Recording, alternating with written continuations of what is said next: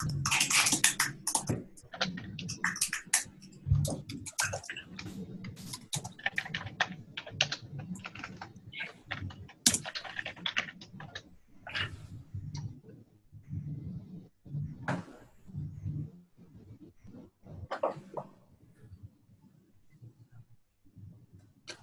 goodness, what happened?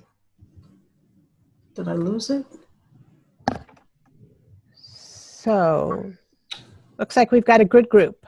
So we are going to try to use the chat function, at least to start for questions. When we get to that point, I'll stop and give you a chance to see what questions specifically you might have for us. We're going to do that several times during the this webinar. And what our hope today is to walk through the elements of the RFP that you've all received so that you can get a sense of what it is that we hope to see in your proposals. So back to that high impact practices slide, which Ken is going to show us now here in a minute.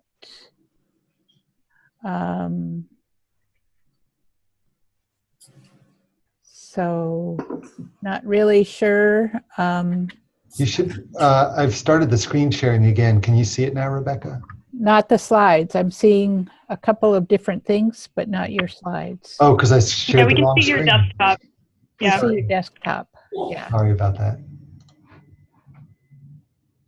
So, there it is. You know, because you've all been part of TS3 for almost more than 3 years now, that we really consider high impact practices to be one of the important interventions that can move the needle on student success. And I'm not going to spend time telling you why. I think you all know why. But what I want you to know is that while we engage in this work, the work of the entire TS3 network is going to continue. We think we will all have the opportunity to benefit from what we learn as we go about implementing high impact practices and equity-minded pathways, and do that intensively in 4 systems, but really it will be to support the good of the whole network. And so in our next slide, Ken, these are the goals that we're looking for. We are hoping to identify and advance promising high impact practices models at both the system and the campus levels. It won't be a surprise that we're looking to demonstrate the impact of a coordinated, scaled approach to student success, but we want to include specifically here an integration with faculty, the curriculum and learning outcomes. We want to focus especially on access and impact of these innovations for underrepresented minority and low-income students. We hope to see you incorporate elements of the new learning infrastructure with a focus on quality, and we'll talk about a little bit more about what that means in just a minute. We are looking to develop approaches to data collection on both participation in high impact practices and on their impact on student progression and student learning. And then we want to create tools for implementing and tracking high impact practices for use by systems and campuses in the TS3 network and beyond. And now we'll go to the next slide, which just gives you a little bit of an overview here. This is a 2-year project. As I mentioned, we have support from the Lumina Foundation, $1.2 million. We're looking for 4 systems with teams from their campuses to participate. We will be awarding $150,000 to each of those systems over the 2-year period. And in addition to those resources, the system and campus teams will also receive funded travel to 2 national project-wide convenings, technical assistance in the development of relevant data collection models, and access to experienced practitioners in assessment, faculty engagement, and implementation of high impact practices. And so we have a team of active TS3 leaders who are leading this effort. Elise Nutrik-Potfila from SUNY, Nancy O'Neill from the University System of Maryland, Heidi Lemming from the Tennessee Board of Regents, Ken O'Donnell from the Cal State University at Dominguez Hills, and Tristan Denley from the University System of Georgia. And on the next slide, you will see all of the systems in the TS3 network are eligible to apply to be part of this grant. We will be giving some preference to those systems that have supported TS3 through the TS3 partners with financial resources, but that's not, don't consider that to be a barrier if you're thinking about applying and haven't been able to contribute in that way. The other things in terms of eligibility that we're looking for on the next slide are institutional readiness and leadership commitment. We want to see dedicated time from someone in your system to lead this project for your system, an explicit commitment to improving student success and closing equity gaps, the ability to impact low-income and underrepresented minority students, especially African American, Hispanic, and Native American students. That's a critical piece of this initiative. And then finally, an agreement to collect and share related data and institutional narratives. So those are the basics. And in just a minute now, we're going to walk through the various elements of the RFP. But before I turn it over to Ken to do that, I wanted to see if any of you have any burning questions right here at the top.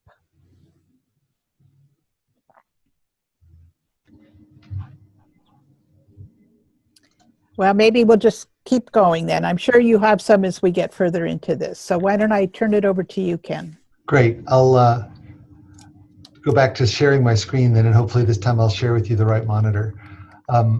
As you heard, my name's Ken O'Donnell. I work at CSU Dominguez Hills, and I know a good 2/3 of you from working on this stuff for years. And so thank you. Thanks for sticking with it this long. I think those of us who've worked in system offices know that the stamina is key. People come and go, and it takes a long time to get a message to filter through a whole system.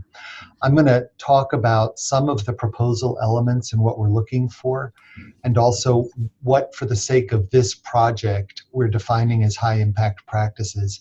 But all of that is really intended to help you as you communicate this project to your campuses and your colleagues. It's not because I have any doubt that you folks already know this stuff very, very well. We're just trying to set some parameters around the project so that it carries us to the steps we want to get carried to. First proposal element that I want to go over is the current status of the work in high impact practices on your campus or in your system. We'd like to know what you find is strength on individual campuses that you name. We'd like to know how you're advancing the work.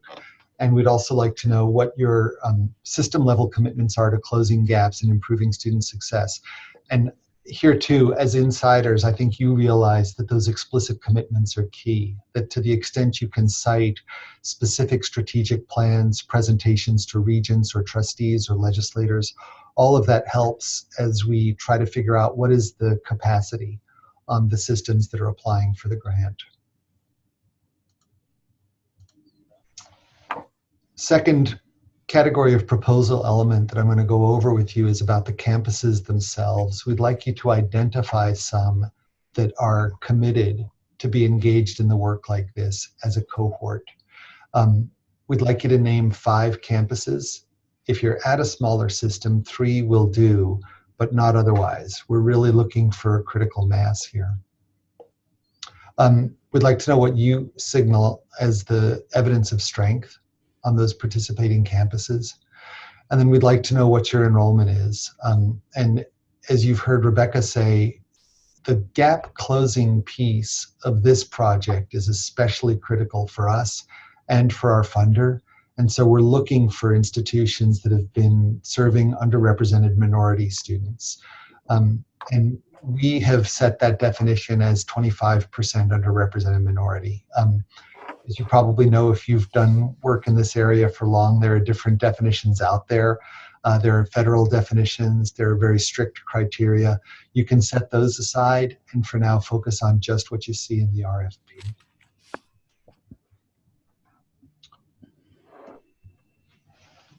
And then the third and final proposal element that I want to go over with you is the strategies of this project in particular. And this is an important slide. While scaled implementation may vary based on campus context, the system will adopt an overall approach that will include at least one of the following. The first one is embedding high impact practices into required curricula, which is tricky. And the second is embedding it in equity-minded guided pathways. On the next 3 slides, I'm going to unpack a little bit of the phrasing in those 2 bullet points because they're so important. But all of us feel like this epitomizes the next step of the work. I think in the first 10 years or so of the HIPS literature, we've seen a lot of progress in raising awareness and in an almost intuitive recognition on the part of faculty that yes, student engagement is something they've been going after for a long time. Many of us welcome the new nomenclature as a way of making vivid and specific things that we've already believed and acted on for a long time. So that, I would say, is largely behind us. The next step is making these pervasive and systematic and available to students of all backgrounds. And that's where these 2 bullet points come in. So I'm going to talk next a little bit about how we're defining high impact practices just for the sake of this project. Here too, there are a few different definitions out there, and I know you folks are mostly intimately familiar with all of them. So this is just to say how to promote this project for your colleagues. We're looking for 3 things in particular.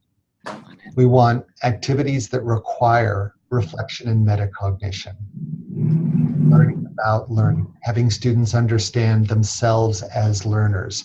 What are the things that they need in order to grow intellectually? Second, we're looking for that time on task, that evidence of sustained effort over an extended period of time that culminates in a real project.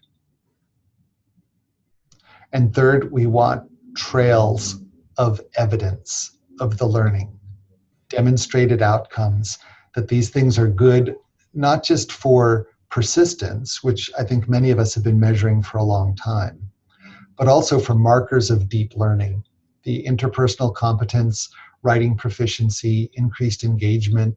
You may already have developed such markers of your own, but for us, a high impact practice is only a high impact practice if it produces some kind of evidence along those lines. So those are our 3 criteria for this project. We're adding in this project something that has not always been part of the literature in high impact practices, but which we believe is helpful for taking this field to its next step. And that is this idea of guided pathways as it's been understood and promulgated, especially by Complete College America, but also by AAC&U with a project called GEMS that began a couple of years ago. These are curricular approaches and frameworks that in one sense constrain student choice or highlight a recommended sequence of the curriculum. The framework created by CCA, includes these elements. It's an entire program of study. It's informed choices and majors, default pathways, intrusive advising, and then a math that's keyed to the major, that's actually the most possible use for the students that are going into that field of study. On the second bullet there, the informed choices and majors, Complete College America and others have done some things that I think are especially valuable. One is trying to push experiential learning and high impact practices into the lower division so that in the freshman or sophomore year, students get an experience like an internship or like a small research experience that gives them an early indication of whether they're in the right major. And that helps them avoid going down the wrong path for years and years before they switch into the major that's right for them. So that idea of the informed choice means not just the briefing or the one-pager that says, is this the right major for you, but some real-world experience, some embedded learning that helps them understand if it's the right choice of major for them. And then the third definition that I want to share with you, and then we'll open it up for questions, is this idea of the equity-minded pathway. In many of our systems, we've had more success raising overall graduation rates, especially 6-year graduation rates, than we have with some of the other commitments we've made to student success. We've found it harder to raise our four-year graduation rates, especially at access-oriented institutions. And we've found it harder to close those equity gaps. And we'd like this project, with the 4 state systems selected as part of this RFP, to advance work closing those gaps in particular. So we'd like to look for pathways that are designed with underrepresented minority and low-income students in mind, that take into account equity in terms of access, but also of outcomes and quality. In some of our systems, that's referred to as access not just to the university, but to the degree, and to a high-quality degree. And finally, we'd like to include actual work with faculty, teaching and learning approaches that are culturally competent, that can cross different cultural and social lines. So it's a tall order. It's very ambitious what we're asking you to synthesize and bring together and include in a project like this. But it's also an indication of our confidence in you. We do feel like the field has made an awful lot of progress in recent years, and that these would be a way for us to continue working together and continuing on that trajectory of progress, not just standing still. So with that, I'm going to open things up for questions in the chat, and I'm going to attempt to turn off my screen sharing so that we can hear from you. And as you heard from Rebecca earlier, we'd like to begin by inviting you to put your questions or comments or reactions in the chat window. If the group is open to it, and if it works well, we may switch and just have people pipe up as they like. But let's start with the text chat and see how that goes.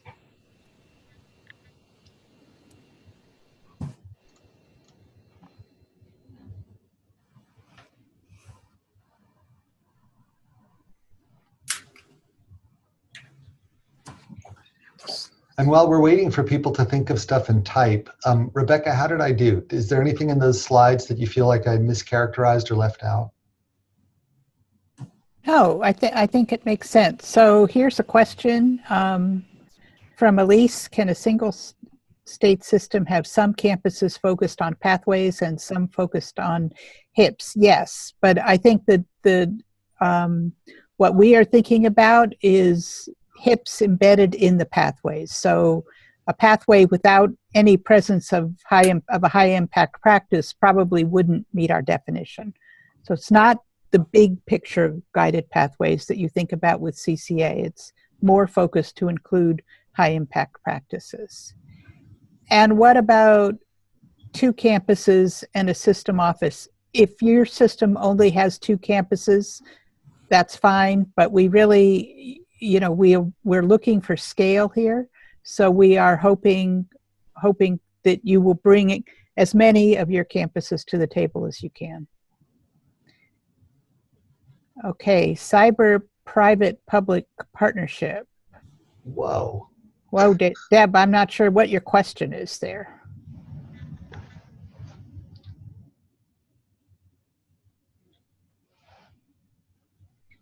Sorry, I hit paste. It was, what is the deadline again? Okay, And that's that fine. went to India, but apparently when I hit copy, it copied something else that I wrote about Right. 2 hours ago. Right. So we will we'll go over these dates at the end, but let me answer it now. What we're looking for, the deadline is October 31st for your proposal. We would like an indication from you if you're working on a proposal that you have something underway. And so we don't want anything as formal as a letter of intent. Actually, what Tristan suggested we call it is an email of intent. Just send me an email and say, Rebecca, we're planning to submit a proposal. That will help us to plan for the review process, which we'll talk about it a little bit at the end. And we'd like to hear from you. If you're going to submit a proposal, we'd like to hear from you by October 15th.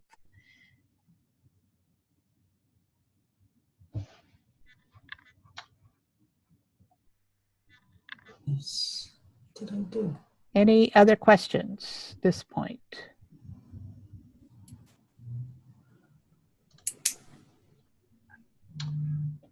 Here's one from David and one from Jeff.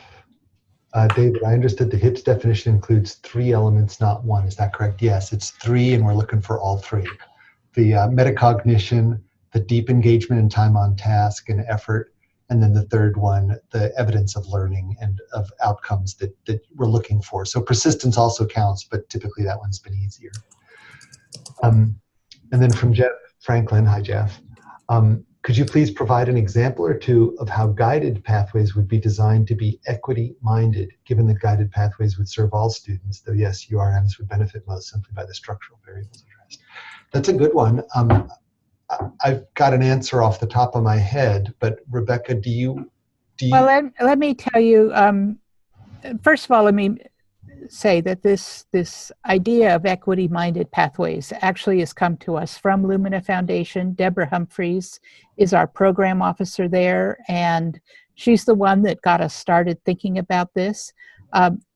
Part of this is that we will be looking to you to answer that question, to create something that you believe is particularly relevant to your underrepresented minority students. I think what it could include would be things like community-based learning experiences that tie people to their communities, that meet them where they are. It could include study away experiences that don't require that you go away for an entire semester, an entire year in order to have a study abroad experience. Those are a couple of, it could include high impact practice that had diversity content in it.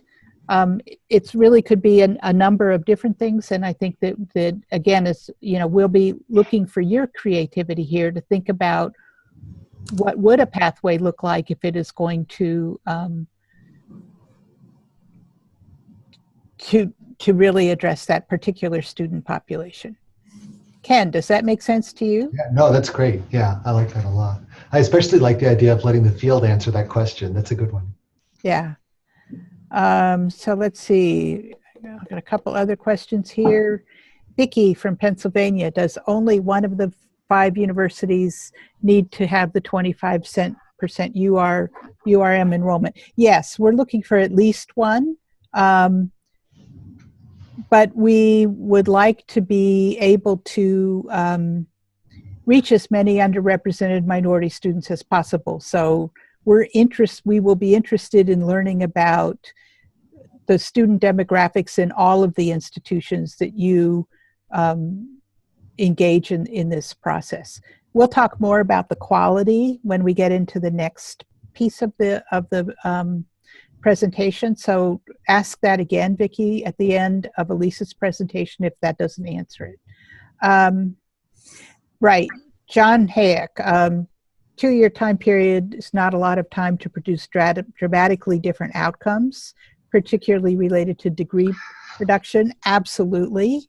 And I'm happy to say that our Lumina program officer understands that.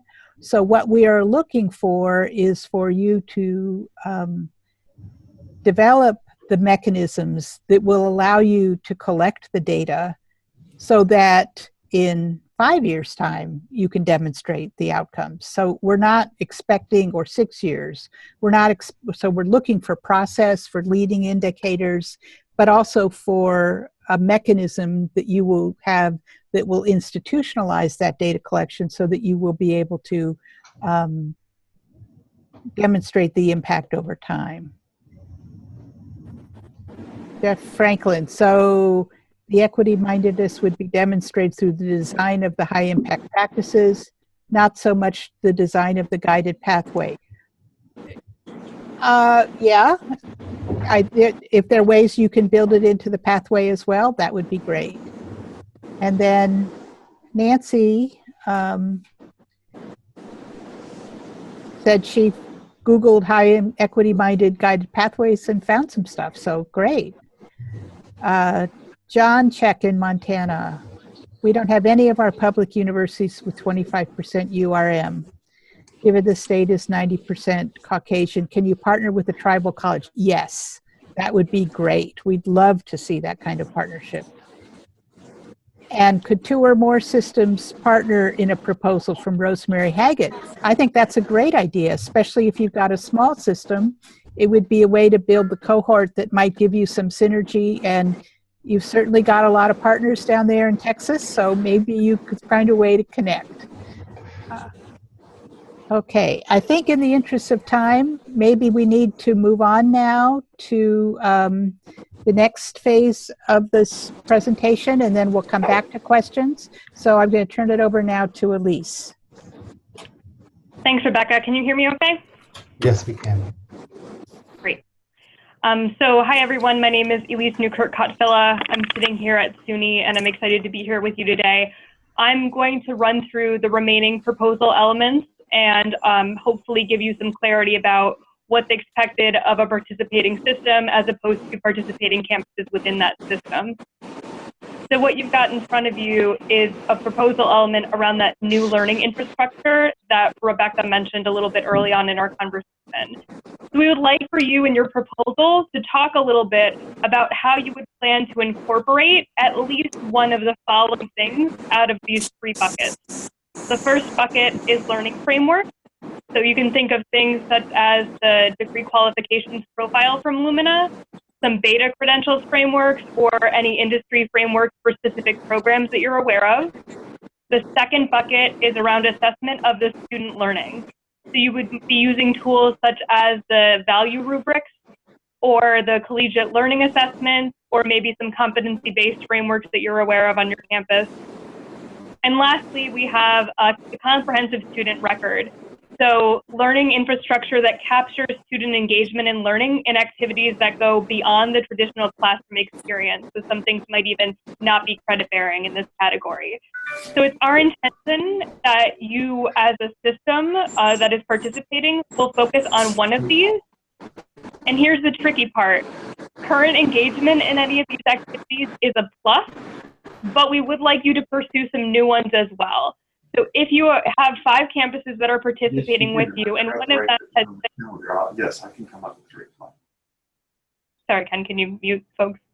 And one of those campuses is particularly good at using the value rubrics, then we would ask that you look at something else in addition to the value rubrics, right?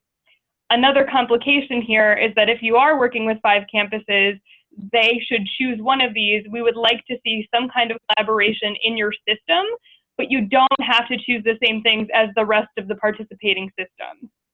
So the intention here is that you will focus on building some kind of new learning infrastructure. We would love in your proposal to know where you're currently at with these things and to get your thoughts on what you might do next. Next slide, please. Another proposal element, and I don't think anyone will be surprised by it, is data. So we're hopeful, as we would assume, the leadership team assumes that the folks that are applying for this are pretty well advanced in some of our work, even though we won't be able to show outcomes in the first 2 years.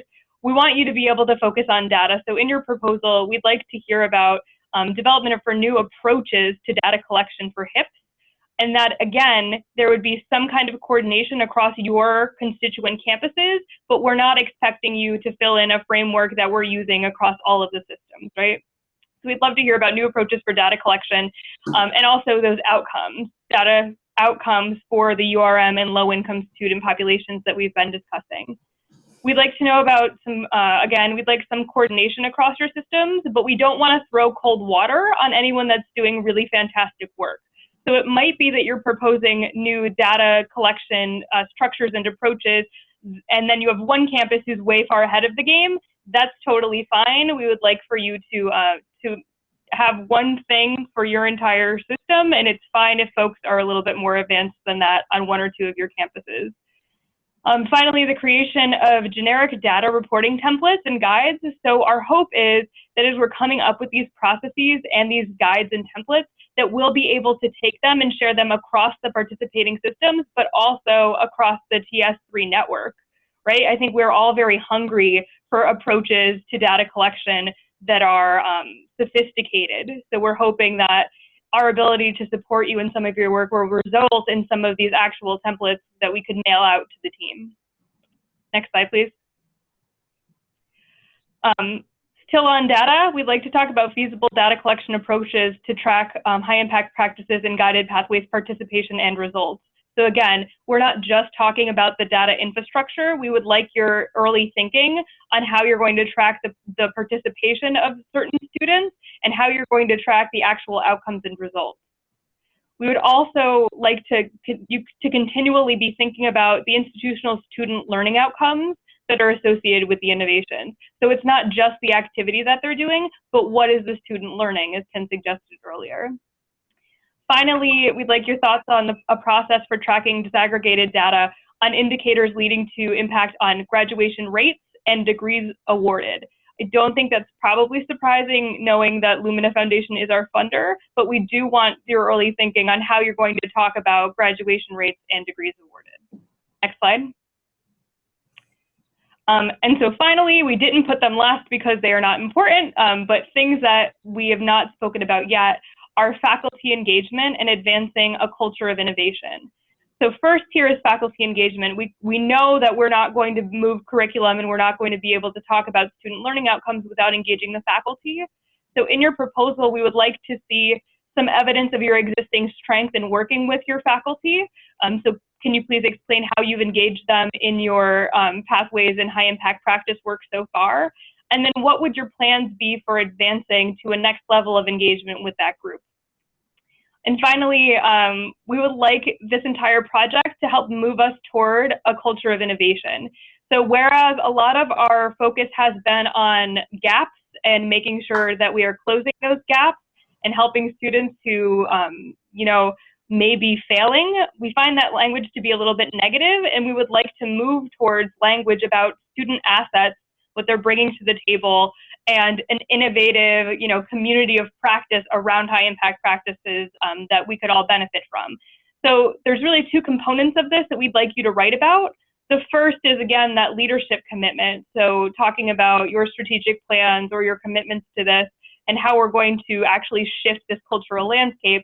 And the second is systematic change. So this is going to be different for each of you, but we'd like for you to share your thinking about what a shift towards a culture of innovation would look like for your system and with your campuses. So again, we're trying to move from filling in the gaps narrative to want to bake high impact practices into every student's pathway eventually down the road. Clearly, we won't do that with $150,000 in 2 years, but that's what we're trying to set us up for. So, so again, faculty, how are you working with them and what's your plan for continuing to engage with them and take that up a notch?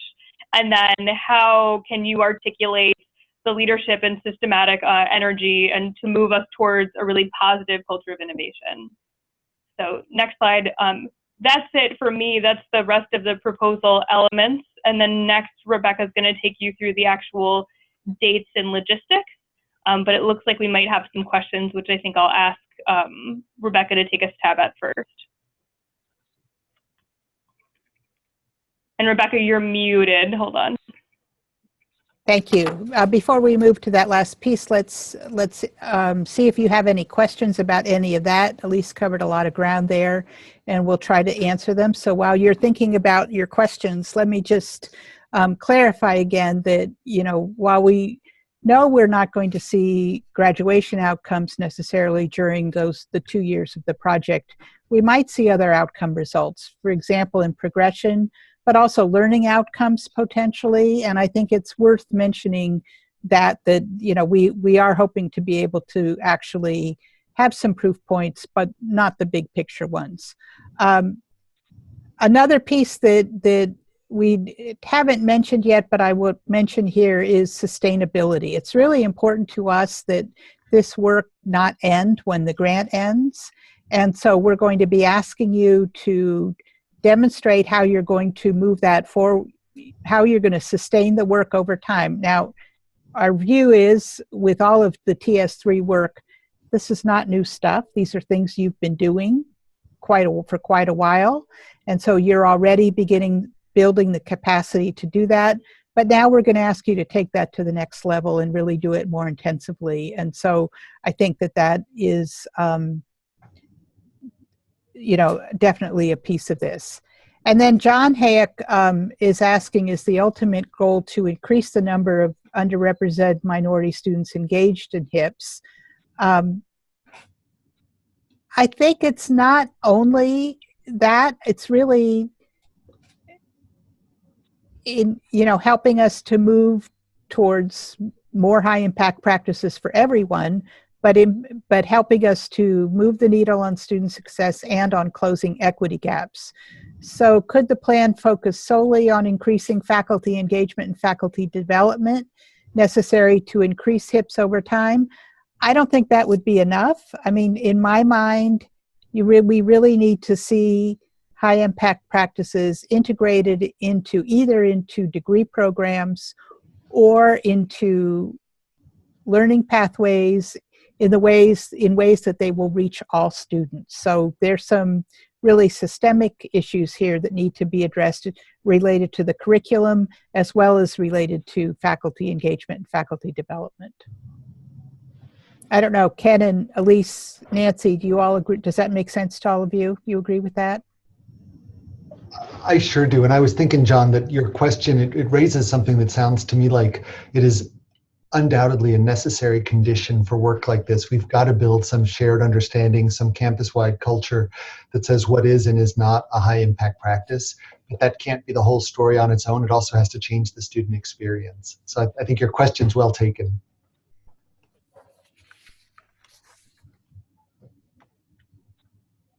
I also think, this is Nancy, there's a potential to, depending on the high impact practices sort of under consideration, I think there's some real potential here to do some collaboration between academic and student affairs in new ways, between academic affairs, faculty, and advisors, if there are professional advisors that are in the mix, really helping to guide students into these kinds of activities.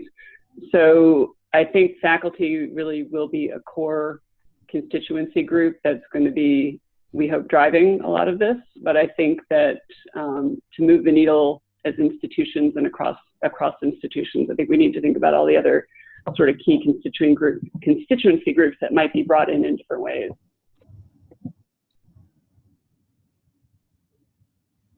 Okay, doesn't look like there are any more questions at this point. So why don't we move on to the last piece here, which is how do we see the funding flowing here?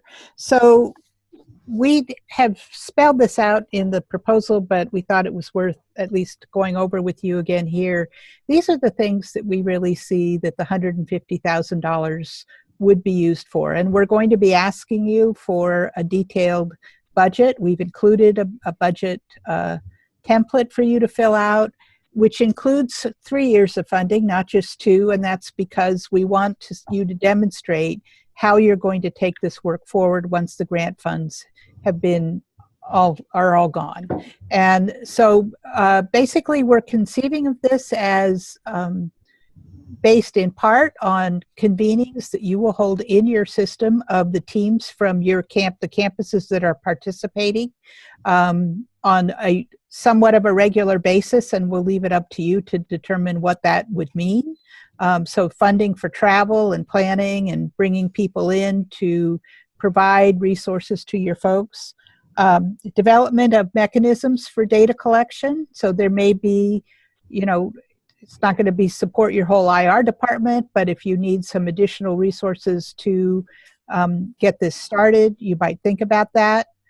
A portion of the staff time that devoted to this work across the system.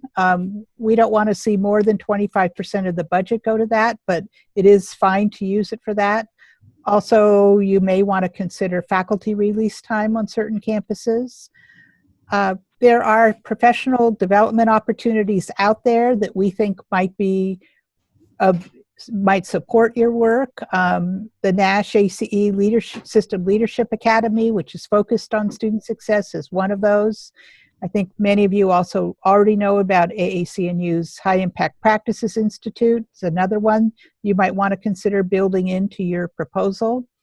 And then memberships, publications, travel associated with other organizations and projects in the field that you can connect to this work. For example, AAC&U's Value Institute, which is where the value rubric lives and moves forward. So those are the funding, what we really see you might use the money for. That's not to say you won't come up with some other things, but we wanted to give you a sense of what we have in mind. And then on the next slide, we also wanted to tell you about the other things that will be available to you in addition to the $150, what you can support with the $150,000. We plan to hold a convening in each of the 2 years for the 4 systems and their campus teams. That will be fully funded by Lumina, apart from the grant. Lumina will also be providing technical assistance in the development of relevant data collection models, so there will be some specific technical assistance available to you. You'll have access to the practitioners in assessment, faculty engagement, high impact practices, implementation from within TS3 as well as from other places as well. You'll have the opportunity to share what you're learning with the broader TS3 network. And then you will be collaborating in the development of compelling narratives at the campus and system levels. Part of this work, part of this grant has been to fund a documentarian who will help us to tell the story of the work as we go along and develop case studies and other narratives that will be helpful to other campuses and systems thinking about moving this forward. And some of you may know Judith Rameli. She's done a lot of work with AAC and U. She's a former colleague of mine, and she will be serving in the role of documentarian for us. So let's see, Ken, I think we've got another question slide here. See if anybody has money questions. And if not, we'll move from there into the timeline.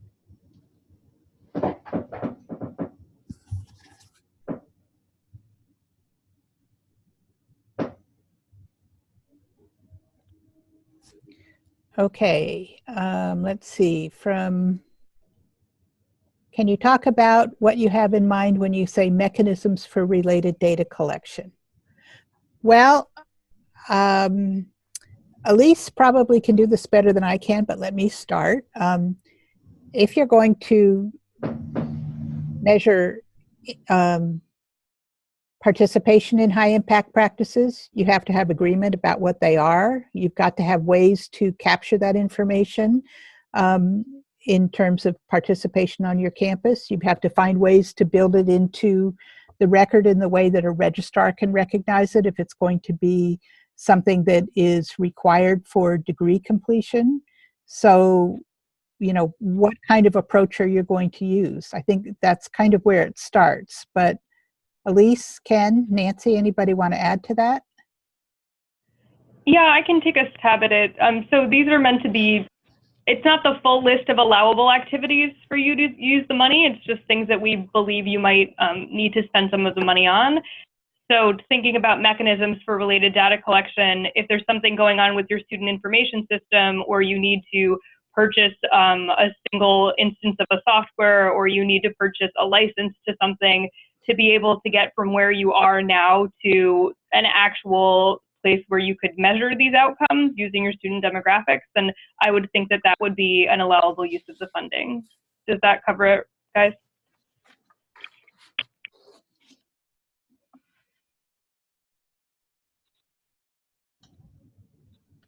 Okay. Okay, let's go to the slide with the dates on it, Ken. Sure. So we're looking for an email of intent by October 15th. We'd like to hear from you if you are working on a proposal. We would like a proposal signed by your chief academic officer or president by October 31st. We plan to, we will have a selection process with an external review team that will make the decisions. So people who are not currently from TS3 systems, but are come from other parts of the field who have, you know, expertise to contribute, will be working with me to select the final proposals. when we make that decision, the first funding of $100,000 will be awarded on December 1st, 2017, and then a second $50,000 on December 1st, 2018. And remember, so when you look at the budget template, you'll see that that's the way we have laid out the funding, but I'll remind you that we also want to see what you're going to do in year 3 in order to move the work forward.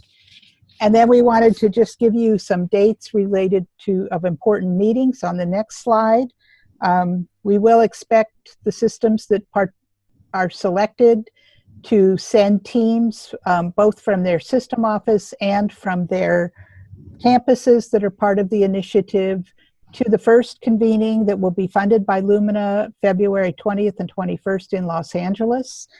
And then we will also expect you to come to the TS3 network meeting in April in Chicago. Then here are some dates of other opportunities that you could use the funding to support the NASH ACE System Leadership Academy in January in Washington, the HIPS in the States Conference in February at Cal State Dominguez Hills, following right on the heels of that convening for the project. And then AACNU has not set the date yet for their Summer HIPS Institute, but there is information in the proposal packet that will help you determine where that will be and what it might cost, if you want to include that in your proposal. So I think that's everything from today. So let me just give you one more chance to ask questions. And I'll mention if you think of questions after the fact as you are working on your proposals, this isn't your last opportunity to ask them. So please don't hesitate to send me an email or reach out and set up a call, and we can talk through some of the details as you've had time to really digest this and think it through. So let me just thank all of you for taking time to be on this webinar. We really hope this is an indication that you are seriously thinking about applying for this opportunity. We are very, very excited about the chance to work with you, and we hope that you will move forward with it. One more question here, guideline for links to the proposal. Well, just keep the people who are going to be reading them in mind as you write. Concise is always better, but I'm not going to put a page limit on it. So, we've asked for a lot of information here, so take the time you need to share your answers with us. And then, is it worth it for systems and institutions to describe matching in-kind types of contributions that provide evidence of sustainability? Absolutely, and you will see we have provided a place for you to do that in the budget template. So if you are, for example, we're expecting that the time of the person leading the effort for your system will be something you will be contributing to, as well as drawing funding from the grant. So that, along with other kinds of resources you're going to be putting into this or have already put into this, let us know about that as well. Okay, well, thank you all very much, and we'll look forward to hearing from you soon. Yes. The slides were actually sent to everybody in advance, so let's see, Jeff Franklin is asking for them, but I'll ask, we'll send them out again to everybody who was on the call. We sent them in advance to the system leads so that you would already have them, but we'll make sure everybody else gets them as well. And Rebecca, I'll forward those, Rebecca. Okay, thank you. And I've been recording this, and so I'll also send to you a YouTube link that you can send out with the slides. And I'm going to convert these questions into a frequently asked questions document and include any questions that come in individually to Rebecca that are worth putting back out to the larger community. So we'll find a home for that and regularly update that and let everyone know where that is. Great. Thank you, Nancy. Okay, well, thank you all very much, and have a good rest of your week. Okay, bye everyone. Thank you. Bye-bye.